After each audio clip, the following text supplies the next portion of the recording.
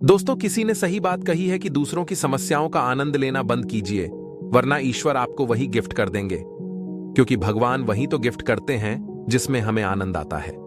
आदतों को लेकर के आपने बहुत सारी कहानी सुनी होंगी। जैसे आदत से मजबूर होना पुरानी आदत है, जाते आते जाएगी, बहुत सारी कहावतें हैं। जैसी आदत है वैसा जीवन, लेकिन आदत ऐसे नहीं बनी है।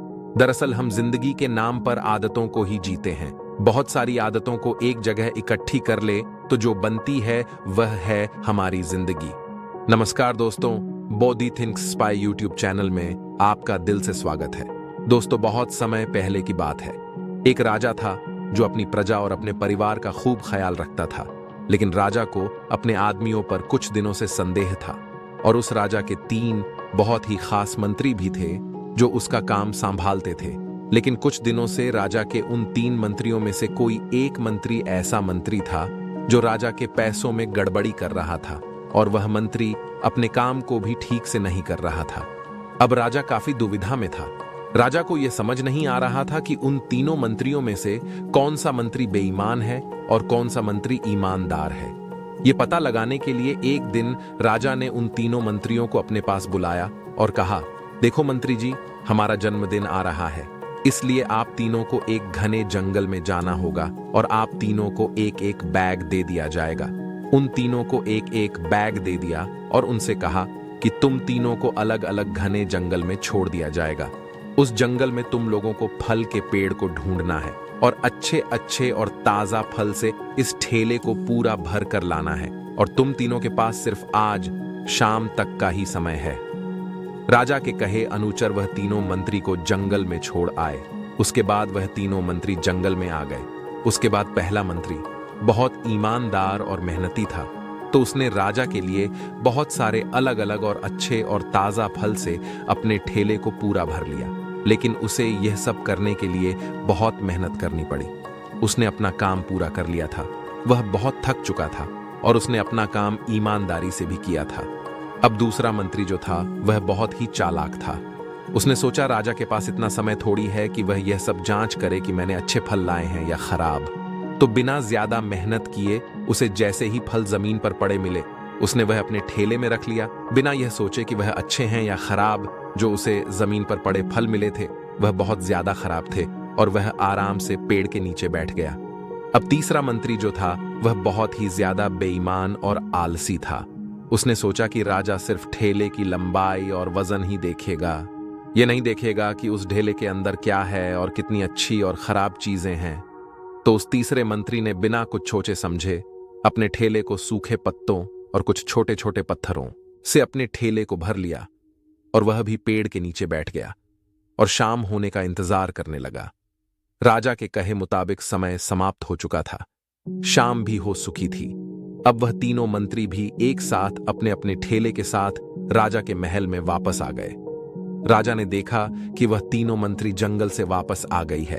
तो राजा ने उन तीनों मंत्रियों के ठेको खोलकर देखा नहीं कि उसके अंदर क्या क्या है, और उसने उन तीनों मंत्रियों को अलग अलग जेल में 1 महीने के लिए जेल में कैद कर दिया। राजा ने सिपाहियों को यह आदेश दिया कि इन तीनों को 1 महीने तक खाना नहीं दिया जाएगा और यह तीनों भी 1 महीने तक वही फल खाएंगे जो इन तीनों ने जंगल से अपने ठेले में भर कर लाए हैं। और उन तीनों मंत्री को राजा ने जेल में कैद कर दिया। तो जो पहला मंत्री था जिसने अपने ठेले में अच्छे और ताजा अलग अलग फल अपने ठेले में जमा किए थे, उसने जेल में 1 महीना आराम से गुजार लिए अच्छे फल खाते हुए जो उसने खुद जमा किया था। उसके बाद जो दूसरा मंत्री था जिसने बेकार और खराब फल अपने ठेले में रखे थे, उसे वही बेकार और खराब फल 1 महीने तक खाने पड़े और वह उस जेल में ज्यादा दिनों तक टिक नहीं पाया और बाद में वह खराब फल खाने की वजह से बीमार पड़ गया और उसकी तबीयत खराब हो गई। अब जो तीसरा मंत्री था जो बहुत ही बेईमान और आलसी था, जिसने अपने ठेले में सिर्फ सूखे पत्ते और कुछ छोटे छोटे पत्थर भरे थे, क्योंकि उसके ठेले में खाने के लिए कुछ सूखे पत्ते और कुछ छोटे छोटे पत्थर ही थे, तो वह 1 महीने के लिए क्या खाता। और तभी उसे अपने बेईमानी और आलस्य पर पछतावा होने लगा कि शायद मैंने उस दिन थोड़ी मेहनत करके इस ठेले में फल रख दिए होते तो आज मेरा ये हाल नहीं होता। और वह बिना कुछ खाए वह मंत्री जेल में 2 दिन के बाद ही जेल के अंदर ही भूख के कारण मर गया। तो दोस्तों, इस कहानी से हमें यह सीख मिलती है कि हम जो आलस और बेईमानी करते हैं, बेईमानी मतलब अपने ही काम में अपना कुछ नहीं करना, अपना मन नहीं लगाना और खाली बैठे रहना, तो उससे आज तो हमें कोई फर्क नहीं पड़ता। आज तो हम अपने काम में आलस करके आराम कर लेते हैं, लेकिन कल भविष्य में कुछ दिन के बाद हमें उस पर पछतावा होता है।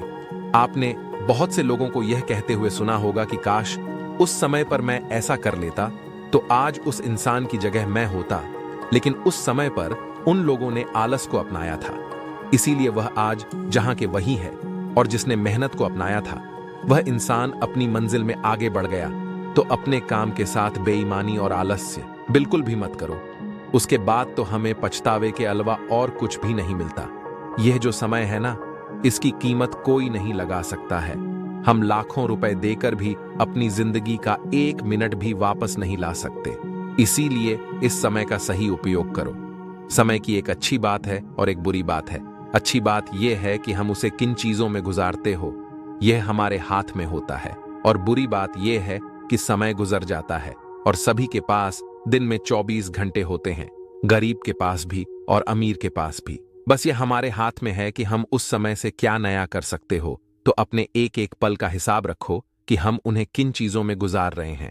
तो अगर आप इस कहानी को और भी लोगों तक पहुंचाना चाहते हो तो इस वीडियो को लाइक करो ताकि वीडियो को और भी लोगों तक पहुंचाए।